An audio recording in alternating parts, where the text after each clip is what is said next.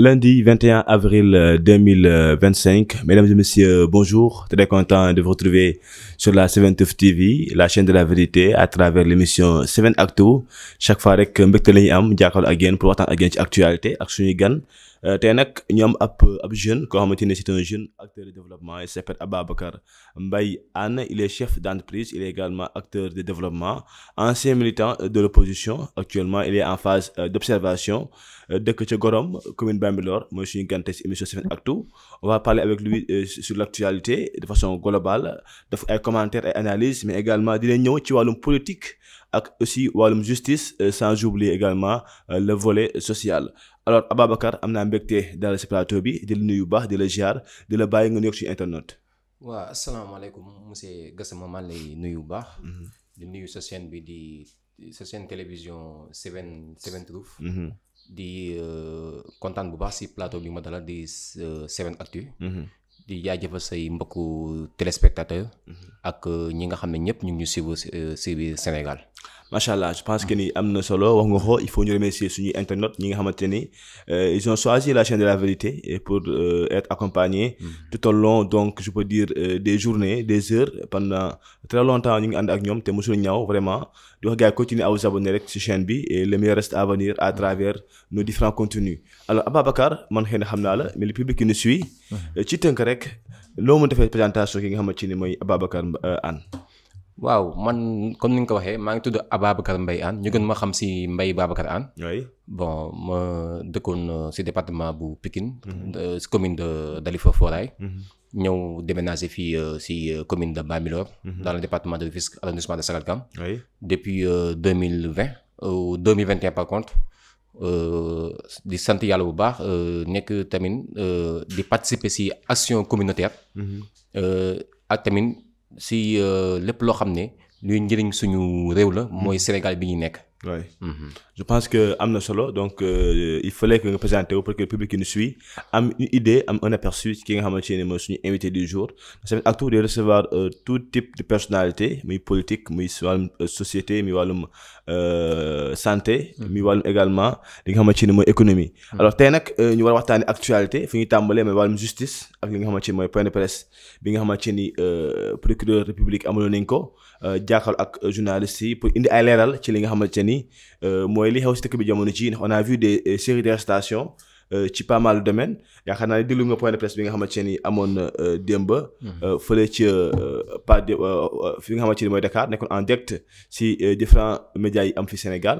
alors de façon globale balaa maa ñëw ci li nga xamante ni mooy détails yi na nga jàngatee ce point de presse là Ababacar. waaw di sant bu baax suñu justice bi nga xam ne tey. dafa mës a indépendant. man dama gëm ni suñu justice dafa mës a indépendant suñu sotti des procureurs comme le procureur général. le procureur judiciaire et le procureur financier. ñu leen di sant bu baax ci seen dévouement ak seen dynamisme ak seen pragmatisme bi ñu am ba tey di ñu toppal li nga xam ne yàgg na ëllëg askan bi muy fond force Covid bi. si loolu ñu ngi leen di jaajëfal tamit si saisie bi nga xam ne ñoom def nañ ko muy 90 véhicules yi nga xam ne saisir nañ ko ak 11 titres fonciers entre Rufisque, Thiès, Mbour et 262 arrestations et 15 milliards de francs CFA yoo xam ne jot nañ ko recouvrir loolu moo nar a ñëwaat si suñu caisse de dépôt et consignation. mu war a demaat si askan bi loolu mu nekk geste boo xam ne dañ koy saluer bu baax te di leen encourager te di leen ne topp moom nekk lu yomb comme tamit ni ñu ko waxee liggéey ba jaar yoon mënta gaaw kon sur ce na Sénégalais am patience am tamit ak tuuti dal ba bàyyi ba justice defal boppam liggéeyam ni mu waree te ñu bañ leen ŋàññ ci leen. alors dina ñëw ci extrait yi nga xamante ni procureur yi wax nañ ko dinaa jël ay 2 à 3 extraits ma cité ko après nga def ci commentaire. Avant ça on a vu l'option également du cautionnement.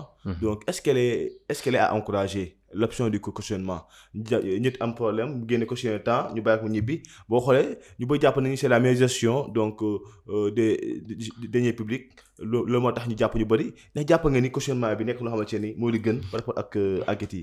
waaw absolument comme ni ko suñu procureur bi waxee xam nga en matière de pénal en fait on n'a pas besoin di jël nit ñi di leen mettre dans des cellules di encombrer di maanaam di surcharger cellules yi bu fekkee nit ki li ñu koy toppee moom nangu na ko te alors que moom mun na am lu mu teg à la place que mu dem tëddi ñun loolu moo ñu gënal parce que suñu alal lañ jël luubal ko sakal ko pexe si loo xam ne si askan la woon dem ñoom nag liñ la santoon si liggéey am na li ñu si def naam mais nag matewul kon ni mu waroon a matee alors que man je suis tout à fait d'accord que nit ñëw andi caution mu dem suñu gafa après ñu bàyyi ko mu dem doxee ay soxlaam. mais il faut préciser que aussi joxe caution ne veut pas dire que ni da ngaa nangu li ñu teg ah. ça veut pas dire également que da ngaa def dara. waaw mais xam nga comme ni ko procureur waxee en fait en matière de justice ay soupçons la ñu am. voilà du accusation. effectivement que les soit quel maanaam xel dañoo am ñaaw njort. que man Ababacar mii liñ ma dénkoon. seen xel am na si jiixi jaaxa. lañ may woolu ma ñëw ma leeral. li ma joxe. est-ce que fi mu ko war a dugal li nga ma jox est-ce que fi mu ko war a dugal naa ko fa. waaye est-ce que nii ma ko santé defee naa ko noonu. ba ma andi ay leeral yu mat sëkk yoo xam ne ñoom seen xel dina ko nangu seen xel dina si dal. après ñu soog maa bàyyi ma dem. mais man mën naa tamit maanaam si gàttal boo gisee ma jël sama bopp exemple mën naa tamit tey ñu may tuumal dara fekk man am naa ay yoo xam ne yitte yoo xam ne maa ngi koy dox. alors que man ñu jël ma teg ma si bërëb. amul leen njëriñ man tamit du ma amal njëriñ bu nekkee am naa lu ma mën a teg ñoom ma bàyyi leen ñoom ñu toppatoo seen liggéey ba ñoom ñi li ñuy saytu bu fekkee li ma leen jox ak li ñuy saytu méngoo na li ma fa joxe ñu joxaat ma ko bu fekkee nag méngoowul nag ma ñàkk ko ba pare nag yoon rëkk ma teg ma ay daan yi ma war a teg bu ko defee nag après ñu bàyyi yoon c'est important à préciser ñu bëgg dañuy dégg caution rek naan ku ñuy tuumal ay milliards ngay génne caution milliards parce que confirmé wul dara je rappelle que ni également caution joxe caution ça veut pas dire que ni dangaa nangu ni li ñuy tegal ni moo am donc du tout donc juste rek si justice bokk il faut que ñu comprendre que noonu et souvent sax famille yi ñooy dajale xaalis sax ñoo joxe ko seen membre famille. Absolument loolu également ça veut pas dire que ni voilà donc on va laisser le temps au temps mais dañuy ñëw extrait yi ki nga xamante ne mooy Mbacké Fall rek procureur général. wax na également ci point de presse bi pendant de longues minutes mais dañuy jël rek ay extrait yoo xamante ne c'est important. quand il parle de l'exploitation du rapport je cite sont ces mots. L'exploitation du rapport de la Cour des comptes sur la gestion des fonds force Covid-19 a révélé l'implication de certaines personnes ayant exercé des fonctions ministérielles. Absolument. Donc li ni mel donc moom aussi moo ko wax ki nga xamante ne mooy Mbacké Fall alors ça veut dire que on interpelle également ñu fi nekkoon di gérer il continue en disant quoi l'exploitation du rapport de la Cour des comptes sur la gestion des fonds force Covid-19 a révélé l'implication de certaines personnes. Donc wax naa sànq ñu xamante ne amoon nañu fi ay cër ci wàllum justice. Donc Ibrahima Ndoye moom également nekk ki nga xam ne procureur de la République mais certains parmi les personnes arrêtées ont volontairement proposé des cautions. Donc là également extrait boo xamante ne mën nañu ko génne foofu noonu.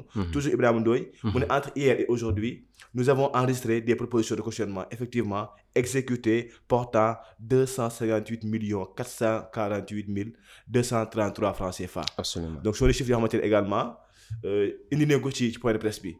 De façon globale na ngi analyser ces extraits yi nga xamante ne génne nañ ko ci communication face à la presse. Bon man moom de ma part je suis vraiment satisfait quoi man sama xel dal na si ñoom. Et que encore une fois dama leen di encourager di leen wax ni que nañ continuer si lancé bi ñu nekk. parce que tamit état continuité la.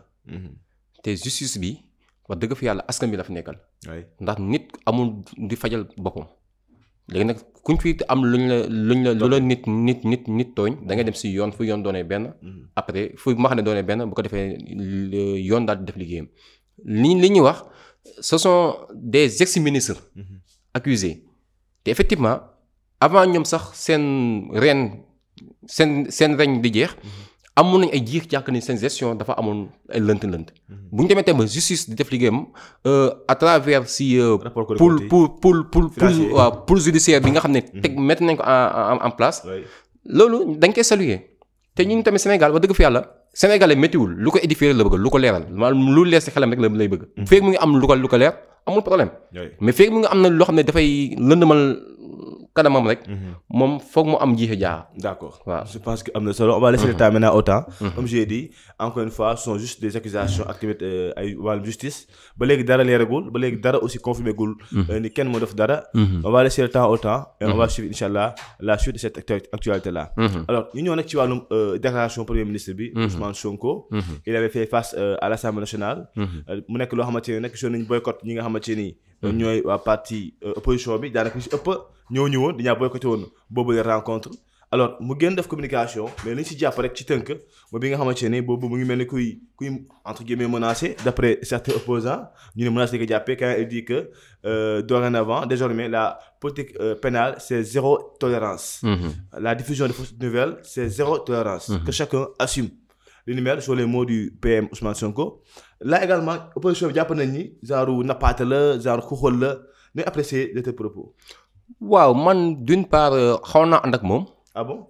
waaw benn côté. À quel niveau? si niveau bi nga xam ne mooy ay diffusion de fausses nouvelles la. mais nag aussi tamit nag nit bu nekkee li muy wax dafa nekk des propos yu concrets des propos yoo xam ne c'est des propos tenants et existent.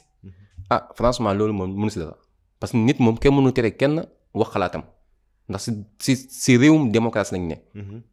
kon nag réewum démocratie boo si nekkee yow sa xalaat kese warul compter wala sa xalaat kese war ko imposer nit ñi ku nekk am na jàngatam ku nekk am na xalaatam.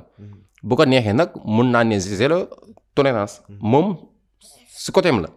parce que moom mooy premier ministre xëy na peut-être am na lu mu mën am na lu mu mën tolérer am na lu mu mën Ababacar jàppee tolérer dafa bëri trop les gens là en même pas non on voit des stages on a plus finir lu tuuti sax ngay jàpp la là également est-ce que ne voudrait remettre en cause vraiment nappaate boobu ñuy wax. waaw mais nappaate moom yàgg na fi moom Ousmane Sonko même premier ministre Ousmane Sonko même avant que muy accéder si régime au pouvoir. da doon nappe moom nappaate moom yëfam la. voilà et puis malgré ça. ça vient de sa nature quoi. pourtant on avait vu une position boo xamante ne dañoo wax lu leen neex parfois. waaw mais xam nga c'est normal parce que xam lu tax. moom fii mu jaaw a falu. franchement parler du nangu tamit loolu tamit du ko folli parce que média bi muy intimider nii tey média bi moo ko fal. effectivement tey bu amee yenn cote de popularité yi média bi tey moo ko may. am na si loolu ak les soi-disant chroniqueurs yi ñuy naan tey ñoom ñoo fi nekk di perturber les gens ñoom ñi tey ñoo ko porté woon combat ñoo ko doon jàppal dama tànk. muy man ak moom ñëpp ñoo bokk nekk si opposition bi. di jàmmaloo ak pouvoir bi fi nekkoon mooy le régime de Macky Sall. kon moom tey c'est normal tamit mu am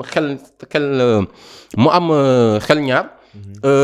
si média bi nga xam ne tey moo fi nekk parce que xam ne média bi tey moo ko poteloon voix am c'est normal mu jëm dinañ mën a jéem a mais jàpp nga ne am na équilibre sinon c'est que ni à côté y a des chroniqueurs qui parlent également lu ko arrange moom te lu ci dégg après benn suite boo xamante ne c'est dans le cadre judiciaire. waaw mais xam nga lu may expliquer parce que boo xoolee fii ñu bëri man sinon man ñi ma fi suivre tey moom si ay waxu démbam la ñuy jaaraat man selon man li mu fi gisagum. y a pas d'effet nouveau quoi en fait man de ma part y a pas d'effet nouveau li ma fi gis yëpp mooy que moom si ay waxu démbam la ñuy jëlaat di ko décortiquer di ko si andi ay mais jàpp nga ni y a équilibre si justice bi. justice am na équilibre. gisoo ne am na comme ndey comme amul ndey. loolu moom yàgg na fi. Mais c'est ça le problème nag. ñoom ba ñu ootee jubal bi qu'est-ce qu'ils ont dit. xam nga en fait j'avais été précis quoi. Sur le plan politique. Oui. bu dee sur le plan politique. Oui. Justice bi n'est pas indépendant. Loolu c'est grave hein. waaw oui loolu moo yàgg na fi. Pour un pays qui veut dire jubanti est-ce que loolu également. ça a toujours existé. Sur le plan politique je dis sur le plan politique. loolu laa am problème est-ce que justice bi mësta indépendant. mais man jàpp naa ni le premier ministre Ousmane Sonko. avec le président Bassirou Diomaye Faye bu ñu ñëwee ak lu ñu woote ak seen slogan ak seen li nga xamante ne caractéristique jàpp naa ne bu ñëw loolu dina dañ wala mu wàññeeku au moins. waaw mais en fait effectivement ñi loolu la ñu bëggoon sax maanaam mu dañ fi définitivement ou bien mu wàññeeku ba nit ñi sax. peut-être bu baax sax waaw. voilà nit ñi sax seen xel dootu si dem. tout à fait waaw mais nag bon nit ku nekk tamit am nga tamit say bëgg-bëgg ak say yi nga xam ne yow en fait. Bon, yow foog nga loolu nga mën a muñ quoi en fait. D'accord. En tout cas, sont des propos qui ont fait beaucoup parler. Si toile bi. Beaucoup disent que ni nappaate la on a vu position. naan maa ngi dégg sa Abdou Mbow di naan ndox te noppaleeku xam ne mënul tere nit ñi wax seen xalaat.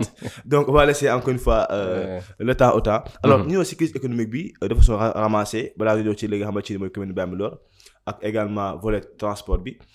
Alors on a vu que la situation elle est critique Ababacar. Économiquement c'est difficile ku nekk rek yaa ngi koy dund ci ni nga mun dundee xaalis bi daanaka voilà on sent que le pays est en train de traverser des moments compliqués dans le cadre économique ndax jàpp nga ni nii du gën a continuer mu gën a métti si nit yi yàlla laa tabaski gi approche pour les musulmans ñu ngi si Pâques actuellement pour nos amis chrétiens événement yi bëri na chômage bi daanaka bu yokkul wàññeekuwul on peut dire que la jeunesse est toujours là dans le doute amaguñu fu ñu jëm. Comment tu évalues, comment tu vois la situation économique et sociale du Sénégal? Man de sama point de vue de côté boobu mooy que situation bi nekk na situation bu critique te pour vrai dire nekkul lu neex a muñ. mais nag tamit ni ku nekk mën nga ànd ak tamit sa sang-froid ànd ak sa dal ànd ak tamit sa ngor. parce que tamit ànd ak sa ngor moo lay mën a dimbali nga bañ a def des bêtises wala nga def des choses yoo xam ne c'est des choses regrettables. état Sénégal situation crise économique bi dafa mës a nekk lu exister yàgg na fi depuis le régime de Senghor, Abdou Diouf, Wade, Macky et ce président monsieur Bassirou Diomaye Diakhar Faye. ñun de li ñuy xaar surtout ñun jeunesse bi mooy nañu état gëstu bu baax. jeunesse bii fi nekk man sama gis-gis bi mu am mooy li ñu soxla mooy accompagnement financier lañu soxla. Ah bon? Accompagnement financier mais accompagnement financier waxuñu nag fekk un certain Mbaye Babacar jox ko des centaines de millions ne ko voilà dama nga financer sa projet déedéet man dama gëm toujours boo nekkee jeune da ngay dem établir sa business plan am sa projet bu ambitieux nga présenter leen ko avec des fournisseurs existants yoo xam ne c'est des fournisseurs fiables. man nangu naa sa état sax bañ a sax joxe xaalis maanaam le fournisseur bu ñëwee ak son le jeune avec son projet et son devis ñu dem si fournisseur bi ñoom ñu fay ko kii nga xam ne moom mooy entrepreneur moom bu demee jël ay matériel am parce que liggéey la bëgg. état def loolu. nga xam ne mën na def loolu jeunesse bi yëpp. mais bon mënuma généraliser jeunesse yëpp. mais tamit nag nañ jël tamit. boobaa est-ce que du am affaire politique encore une fois. non yàpp politique moom. en fait ñoom waaw bu dee day fekk su ko ñoom ñu bëgg ko politiser. On a vu ici des projets étatiques yoo xamante ne c'est dans le cadre de la jeunesse mais souvent rek comme j'ai dit les gens disent que ni parce que tu es avec le régime yow rek si bénéficié wu ànd ak régime bi yow c'est pas une priorité. waaw loolu moom en fait dafa nekk loo xam ne tamit dañ koy déplorer. yaakaar naa état moom da nga war a tëddee njaaxanaay. su ma déggee ñëpp nga boole leen njaboote. kii ànd ak yow ki nga xam ne sax day toog. neutre effectivement vraiment nga jël la ñoom ñëpp yemale leen à pied d'égal. su ma déggee kon entrepreneuriat nga woote quoi. bon man loolu laa gëm en fait loolu laa gëm vu que y a pas maintenant d'offre emploi yoo xam ne état mën na ko may parce que vu que moom mu ngi wàññi. kon xam nga kuy wàññi mën da jël. léegi nag sur ce ñun proposition bi ñu am ñu jeunesse mooy nañu bàyyi xel bu baax. nañu taxaw man ak samay fukki morom. dañoo am courage dem. créer seen propre entreprise. di si góorgóorlu. que je pense que ñi nga xam ne ce sont des personnes formelles. na leen état taxaw gëstu leen bu baax a baax. doole leen et sur ce boo ma ko mayee. am naa lu ma bëgg dugal mooy chambre de métier yi. village des artisanats. na ko état bàyyi xel parce que nekk na secteur boo xam ne franchement moom moo yor sookalu économie Sénégal. te état da ko négliger. Ah oui. Et pourtant toute jeune entrepreneur foofu la jëm moo xam ngay góor wala ngay jigéen les femmes transformatrices les entrepreneurs yaa ngi dégg en global ñëpp tey secteur artisanal moo leen coiffé kon je pense que avec ces projets d'avenir comme la vision Sénégal 2050 bi tey mais nañ jël village artisanal yi mais ñu mettre leen au cœur du projet. parce que ñoom tey ñoo gën a am proximité avec les jeunes entrepreneurs et les créateurs d'emploi. D'accord. Voilà. Donc on va laisser le temps. De toute façon, yow mais amoo si yaakaar par rapport à la suite. Il y a déjà 1 an qui passe, il reste 4 ans. L'espoir il est immense l'espoir. La vente également elle semble être là côté gouvernement bi. jàpp nga ni on pourra vivre des lendemains meilleurs. Dans quelques petits mois pour ne pas dire des années. waaw bu fekkee ñoom ambition bi ñu fi ñëwee. bàyyiwuñu ko. on l'espère bien. d'accord waaw amoo ci yaakaar. am naa si yaakaar bu fekkee nag li leen fàttewuñu ko. d'accord waaw. alors on va avancer rapidement. l'actualité elle est tellement élargie. mais bu ñuy wax ci lépp. au niveau local yaa ngi bàyyeekoo commune Bambilor d'abord la moo waral ce choix politique ce choix personnel d'être observateur actuellement tu étais dans la position. nga xëy rek taxaw nga ne léegi àndoo ak kenn génn ci opposition bi ànd ak régime ànd ak opposition tu es là en tant qu'observateur Pourquoi une telle posture Ababacar? waaw loolu nag bon pour andi si ay tuuti éclaircissement. man dama gëm liggéey. boo gisee man nekk position d'observation parce que gisaguma actuellement lu ku ma dal maa koo xam ne dal na sama xel. koo xam ne franchement gis naa si moom lu tax man ma war a mën a topp si ginnaawam daw. gisuma ko pour le moment franchement. muy régime comme opposition. muy régime comme opposition parce que régime bi en fait ñoom parce que ñoom rek mënaguñu ñoom caser seen ay cadres ñoom wala seen ay militants yi nga xam ne c'est des militants d'acteurs de première phase mënaguñu leen sax caser kon tey boo fa bëggee ànd ak ñoom ñun man dama nekk un jeune ambitieux quoi. su ma déggee Babacar fu mel ni yow intérêt personnel bi ngay bàyyi xel quoi. du côté boobu sax en fait xam nga en fait liggéey sa réew dafa nekk lu yomb te nit ñi en fait seen ay gis-gis seen vision dafa nekk vision yu xaw a complexe parce que ñoom tout le temps affaire de intérêt personnel comme ni nga ko waxee léegi ñoom la ñuy gis alors que yow da ngay liggéey naam pour sa bopp. mais da ngay liggéey tamit waaw effectivement ànd naag moom ba dernière élection présidentielle yi passé après j'ai décidé de prendre ma propre voie après man demal sama bopp parce que tamit dama gëm ne léegi dafa jot man ma jël sama yoonu bopp demal sama bopp quoi. nii c'est quoi l'avenir tu prends compte on peut t'entendre avec au niveau local le maire Ndiène Diop on peut t'entendre également avec l'opposition est-ce que on peut s'attendre à une décision que tu vas prendre très tôt très vite. En tout cas man mes portes sont grandement ouvertes. À tout le monde. excluwuma kenn mais nag képp ku may àndal si ay principe lay ànd ak yow. alors au niveau politique également. ku wax politique ku wax acteur de développement ku wax politique wax aussi base. est-ce que Ababacar am na base boo xamante ne dina mën convaincre les responsables politiques pour ñu mën ko ñëw séduire ou convaincre pour ñu ànd ak ñoom. waaw man de franchement. ak Gorom. sama base moom. mu nekk Gorom mu nekk fépp fu si Sénégal. fépp fu ma dem rek yàlla dimbali na ma bàyyi ko sama trace te maa ngi sant yàlla bu baax si nattu gi ma teg mais nangu naa ko nag parce que nekk di liggéey sa réew wala di liggéeyal sa gox wala di defal sa askan nekkul lu yomb. di si gis ñu si ànd di si gis ñu si àndul mais man selon ak samay maigre moyens yi ma am maa si sant yàlla bu baax te aussi base bi nga xam ne moom la ma yàlla mayegum. mun naa si sukkandiku si lu rëy. waaw ndax gëm naa ni tey bu ma amoon tey si lu may dem xëccu dinañ ma si jàppale ndax tey élection législative yi parce que rek j'ai été investi te j'ai vu pas mal de gens yoo xam ne qui sont votés à cause de ma personne. grâce à vous. waaw grâce à moi. alors bu ñu ñëwee ci wàllum léegi nag li nga xamante ni mooy Bambilor commune bi rapidement ndax temps bi mu ngi dem. noo gisee li nga xamante ni mooy gestion commune bi avec le maire Ndiène Diop il a fait 3 ans mu ngi deuxième mandat en tant que doomu commune bi noo jàngatee sa gestion. waaw sa gestion de franchement bon ñu ngi koy saluer d'une part mais tamit ñu ngi koy ñaan si yi nga xam ne mooy 2 ans yi des si mandaam nañu dimbali même bu dee sax c'est des dizaines de réalisations infrastructurelles mu defal ñu ko parce que tamit franchement bëgg nañ mu am bilan matériel quoi. waaw.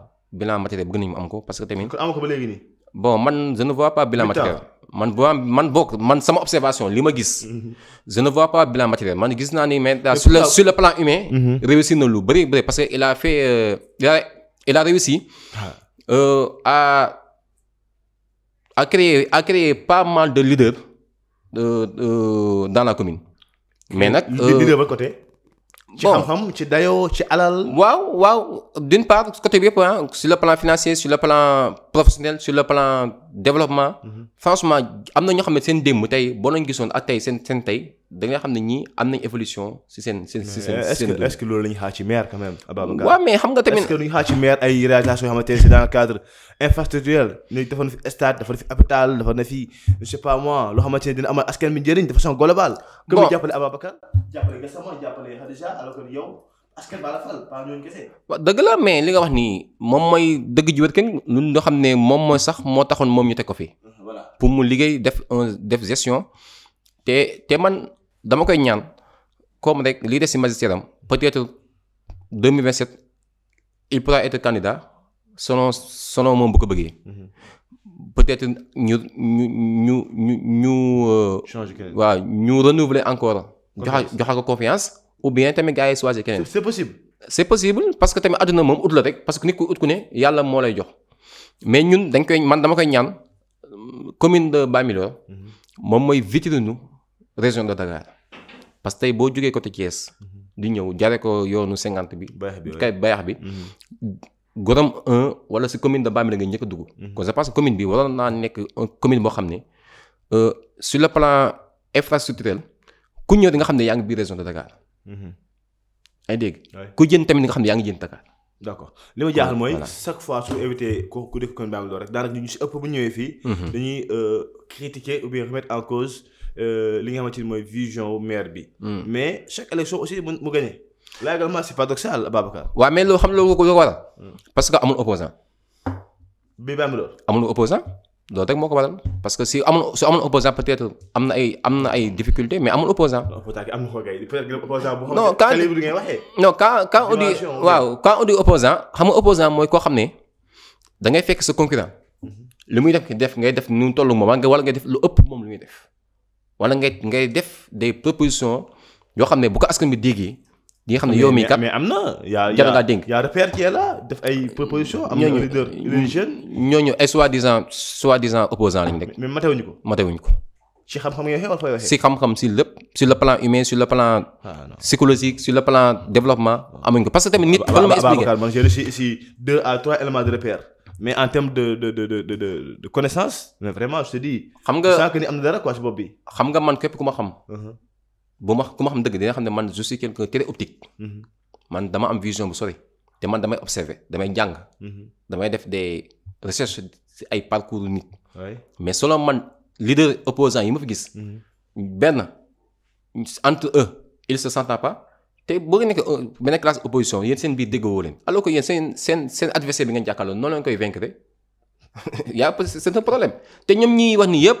ay opposants lañ mais kenn ku si nekk bëgg di jotee yaa ngi yot na nga dem gis na rek maire bi.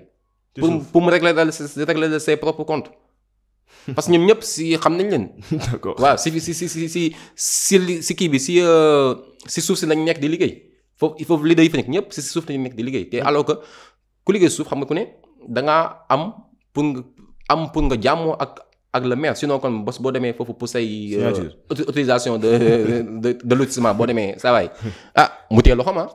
oui. moo tax ñoom ñii ay soi-disant opposants lañ man gëwuma leen de franchement. d'accord il n'y a pas meilleur que ngañ pour le moment si commune bi parce que bu amoon. si boo ngay waxee xam-xam wala xaalis. si lépp. xam-xam daf leen dimbali si lépp. nu xam-xam laay waxee. non dégg man la daf leen dimbali si lépp laa la wax. d'accord on va laisser le public apprécier. voilà c'est ça quoi mu ngoog alors ñu jeexalee ko nag. daanaka il nous reste juste 5 minutes. si wàllum transport. on a vu beaucoup d'accidents ces temps-ci. daanaka accident bëri na depuis régime Macky Sall ba léegi ça s'enchaîne vraiment il y a beaucoup de ministres donc ci wàllu boobu bu ñëw def indi ay solutions ay xalaat ay stratégies mais ba léegi ça n'arrive pas à régler la situation noo jàngatee la fréquence des accidents là au niveau des routes. fréquence accident yi man am na benn jamono après Covid bi nekkoon naa fi chauffeur particulier.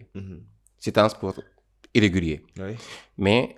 man selon man li ma fi jàngat ci tali bi te depuis mon enfance ba tey jii comportement la kese ci chauffeur yi comportement chauffeur yi ak preuve de responsable ak mun naa ne sax bu ngeen ma jégalee mooy xamadi quoi. si ñaan chauffeur yi si chauffeur yi. uniquement parce que non damaa xam ne noo mën a yor ay bakkan di njëkkante si tali te yow nga xam ne sa oto bi nga yor saa waay même boo dawee sax à première vitesse sax. boo gisee obstacle pour nga taxawal oto bi sax problème la. mais là également est-ce que état bi intervenu ko foofu ci côté oto yi oto laa waxee. non déggoo ma li ma la wax comportement chauffeur la nit mu ngaa yor sa seetu mbaam sax boo bëggee àgg ji Touba. boo dawalee ni nga war a dawal di nga àgg. mais est-ce que boo yor lu baax sax war nga dawal. waaw déggoo lu ma la wax na. bu dee ba baaxul kay est-ce que duñ ko def. waaw mooy li may expliquer xam nga en fait ñun tamit foog ñu comprendre tamit Sénégal bi ñu nekk. mooy que ñun suñu souveraineté dafa des lu bari. parce que parce que automobile bi dëgg la ñu ngi si def ay jéego di ko rénover di ko renouveler mais nañ xam ne tamit sur le plan financier yàlla dañoo xaw a nattu foofu. on est pauvre quoi. on est pauvre quoi maanaam Sénégal est riche à sa pauvreté waaw Sénégal est riche à sa pauvreté Sénégal si vitrine nii da nga naan dëkk bu am koom-koom la effectivement on a plein de richesses mais dañoo ndóol amuñu. d'accord alors côté aussi transport bi ba léegi daanaka gis nañ également péage bu bees bi am suñu zone bi fii ak Ndiaye Lo là également nekk une bonne chose pour certains pour d'autres peut-être ni ragal mu indi ay embouteillage ci li nga xamante ni mooy tali bi noo jàngatee déjà boobu zone ak tamit la nga jàpp ni war a jongante bu baax defaraat pour lépp mun jaar yoon ba léegi ñu sonn bu ñu déplacé wu.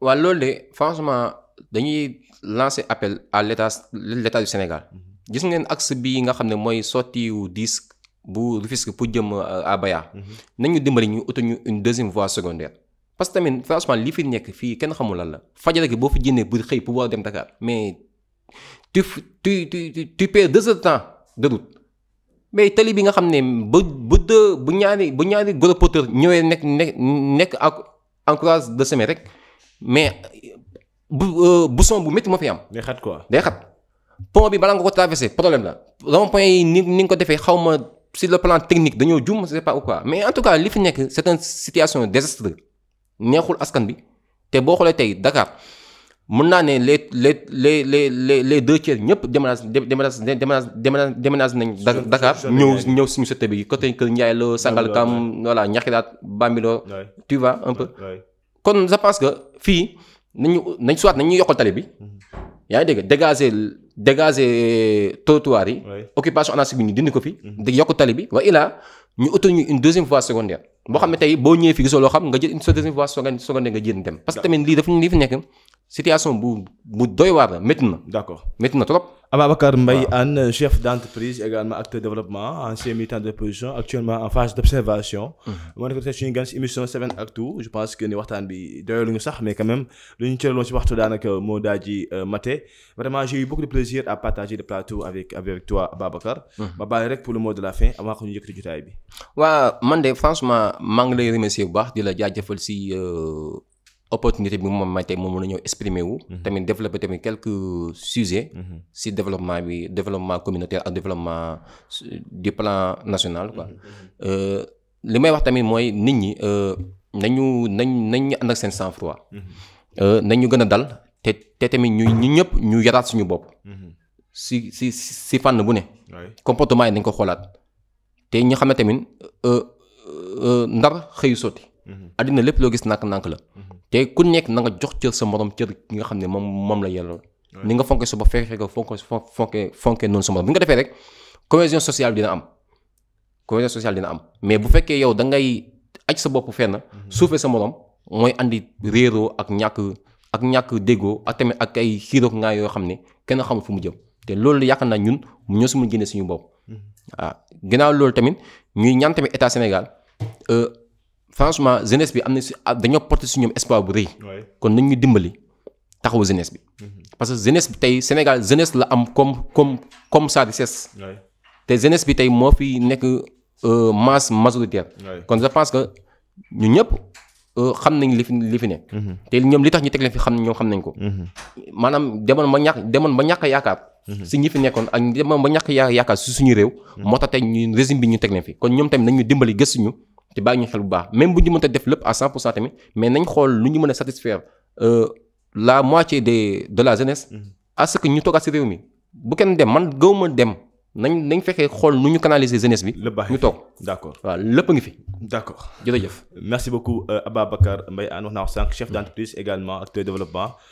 nekk ci Gorom 2 commune bu Bambilor ma nekkoon suñu gan tey si émission 7actu merci pour la disponibilité merci également pour les idées développées ici à travers la chaîne de la vérité dans l'émission 7actu c'est toujours un plaisir de partager ce plateau là ak suñu invité donc di remercier également suñu internautes yi nga xamante ne ñoo ngi safoo taamañu nekk la chaîne de la vérité continuez à vous abonner wax naa ko sànq et le meilleur reste à venir di remercier également le tandem qui est derrière les caméras Edou ak Khadija ñoom accompagné ci tournage yu émission bi. La prochaine pour notre numéro avec d'autres invités.